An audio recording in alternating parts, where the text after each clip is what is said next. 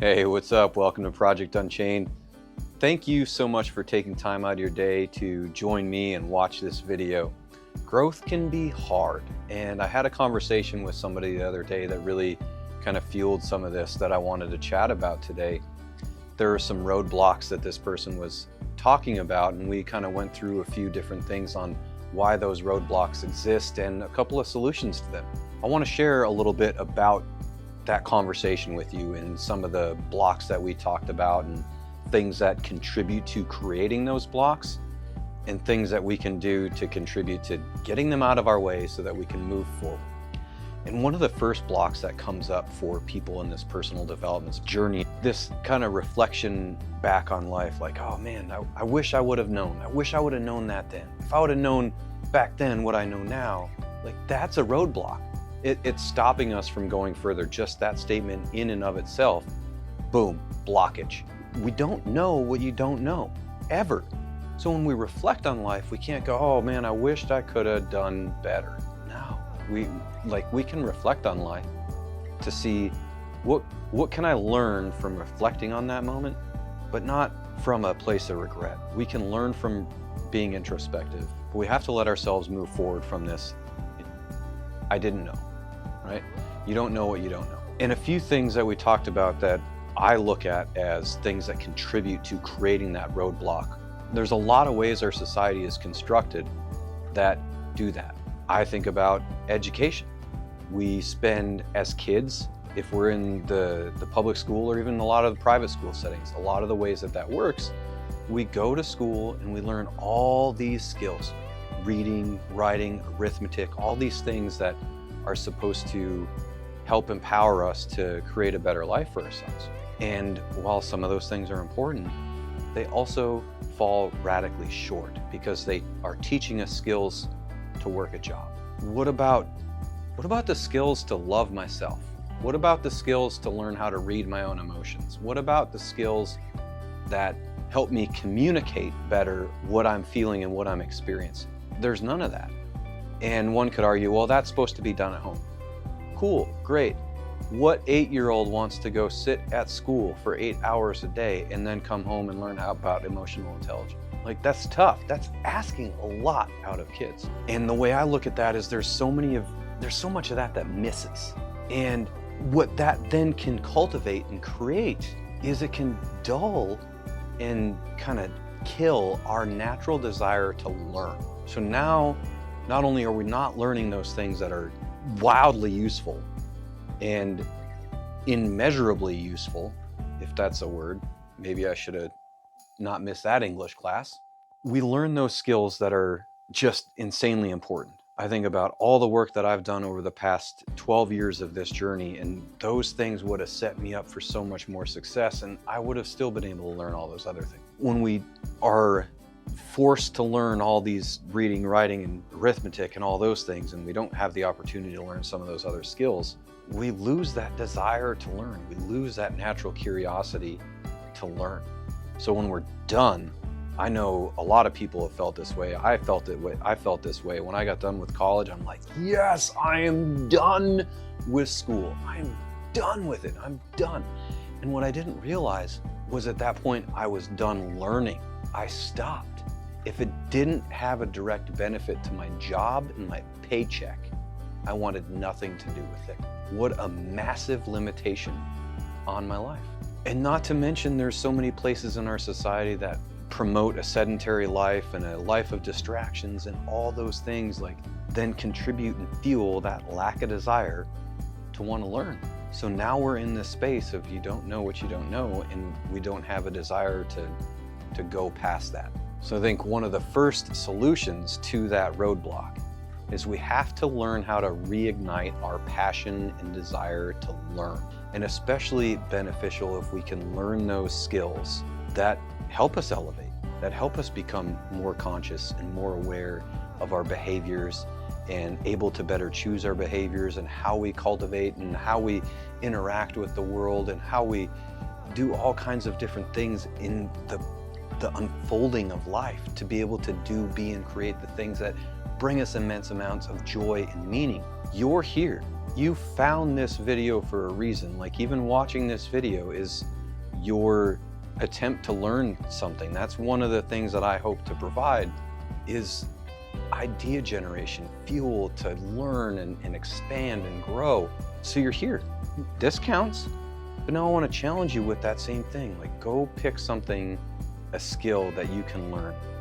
Nonviolent communication. Go read that book. That is one of the most important books I've ever read in my entire life.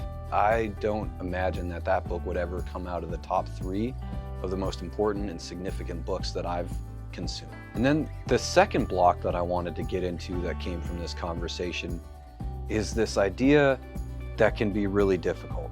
We start to walk this journey of personal development, and it seems like we want to get to this place where I'm good for myself, I'm done, I've reached the destination. We've heard the famous saying, it's not about the destination, it's about the journey. And that's true, and it's important because there is no destination. The journey continues, the journey goes on. And I recall a roadblock for myself when I was going through all these changes and growth, and I'm making all this progress and redefining myself and getting in touch with what's important to me. And I was like, man, when am I done? I'm still not good enough. When is enough enough? And I had a really big moment of sadness, and it was kind of debilitating.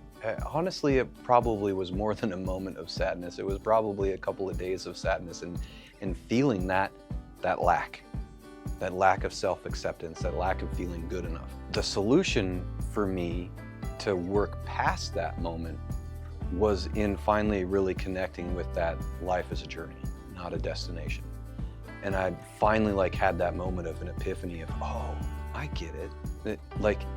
The destination, it doesn't exist, because I continue to dance with life. I continue to unfold each day with life. The destination is death.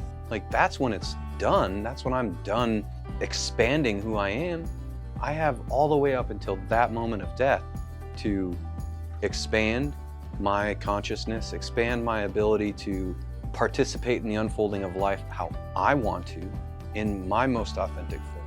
And as I go along that way, I can do this different personal development stuff. I can consume different content. I can read different books. I can look at life from different spiritual lenses and learn different skills.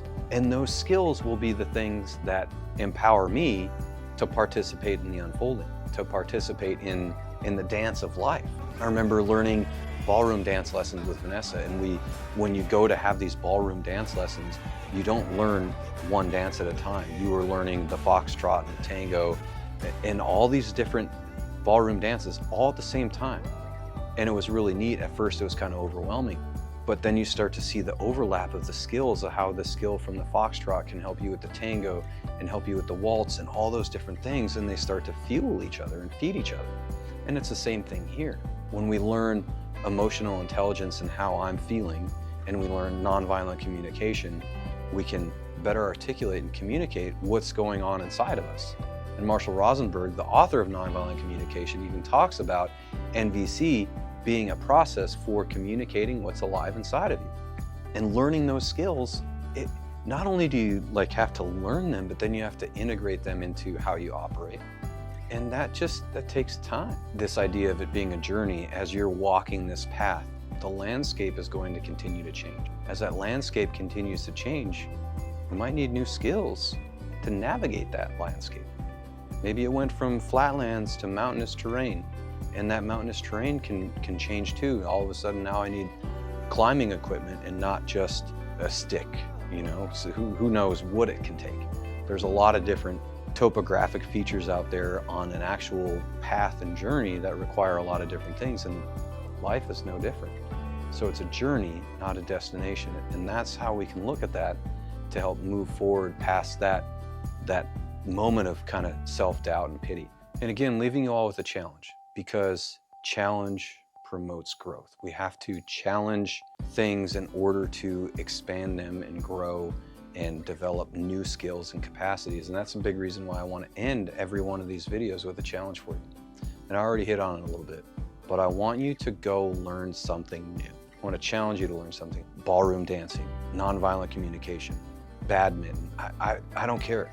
Pick something new, maybe something that you've always wanted to learn how to do, and go do that. Find a place to learn how to do that. And do this from a space and a place of, it doesn't matter how good you are. The outcome of how good you are with it does not matter. The only thing that matters is just reigniting and cultivating the joy of learning something new just for the sake of learning something new. It doesn't matter how good you are. We're not trying to be Michael Jordan of crochet or badminton. This is simply to learn something new and experience the joy of learning new things and being in that environment to expand our abilities and capabilities. Like the video, subscribe to the channel. Thank you again so much for joining me. Let's get unchained.